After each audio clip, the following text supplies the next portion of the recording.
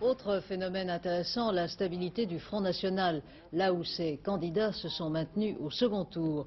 Le parti de Jean-Marie Le Pen fait ses meilleurs scores dans le sud du pays et emporte une mairie, une seule, celle de Saint-Gilles-du-Gard. Patrice Velay.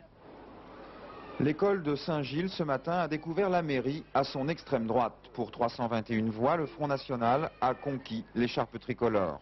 Ici, sécurité et immigration sont depuis des années au cœur du débat municipal, avec près de 25% d'étrangers sur 12 000 habitants.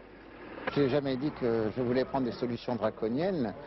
J'ai tout simplement dit que je voulais trouver des solutions. Moi-même, je suis un descendant du général Lafayette. Je connais parfaitement les termes de la Déclaration de l'homme, puisque c'est des droits de l'homme, puisque c'est lui qui l'a inspiré. Mais je crois aussi que cette Déclaration des droits de l'homme comporte une partie très importante qui sont les devoirs du citoyen. Monsieur le maire, c'est le versant aristocratique du Front National, reconnu comme modéré, très fier d'une certaine ouverture. Sur sa liste, 6 RPR, 1 MRG et 50% de socioprofessionnels. À Saint-Gilles, il fait de la politique depuis à peine 6 mois, mais habite Nîmes, à 20 km. Moi je pense qu'ils ont choisi l'image du Front National parce que les solutions, il y en a très peu qui ont été proposées par M. de Chambon pendant cette campagne, pour ne pas dire pratiquement aucune. Donc je pense que c'est plutôt l'image du Front National qu'ils ont choisi et surtout le changement qu'ils ont voulu.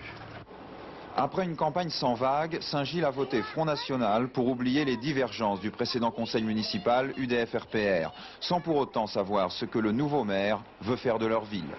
Difficile d'affirmer ce soir que Saint-Gilles sera pour 6 ans le laboratoire des idées du Front National. Arnaud de Chambrun semble tenir à l'indépendance de sa liste mixte, mais ses adversaires politiques ici craignent le poids des instances nationales du Front sur la vie locale.